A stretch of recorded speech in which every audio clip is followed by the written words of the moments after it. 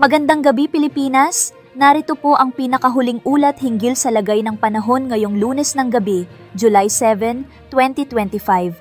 Bagamat wala ng bagyong direktang nakaapekto sa ating bansa, nananatiling aktibo ang southwest monsoon o habagat na siyang pangunahing nagdadala ng mga pag-ulan ngayong gabi. Tumutok sa aming mga social media platforms para sa real-time na advisory, i-like, i-follow at mag-subscribe para laging handa.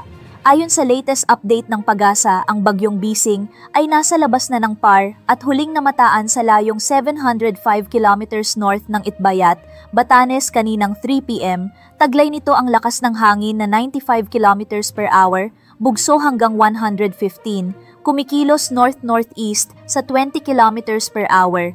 Wala na po itong epekto sa alinmang bahagi ng bansa, ngunit ang habagat ay nananatiling aktibo.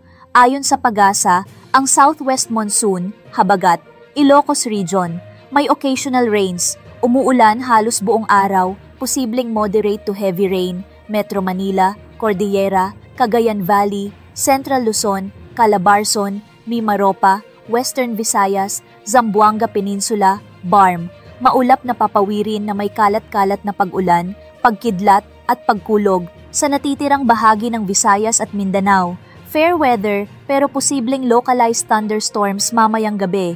Weather advisory as of 5 p.m. 50 to 100 millimeters of rainfall sa Ilocos Norte at Ilocos Sur. Pwedeng magdulot ng flooding sa urban at low-lying areas at landslide sa matataas o delikadong lugar. Temperatura bukas, Martes. Metro Manila, 25 to 31 degrees Celsius. Baguio, 17 to 21. Lawag, 24 to 29. Tuguegarao, 24 to 31. Legazpi, 26 to 32. Cebu, 26 to 32. Davao, 25 to 33 degrees Celsius. At sa lagay ng karagatan, no gill warning in effect. Northern and Western Luzon coasts, katamtaman hanggang Maalon, mag-ingat pa rin ang mga mangingisdang may maliliit na bangka. At iyan po ang ulat panahon ngayong Lunes ng gabi.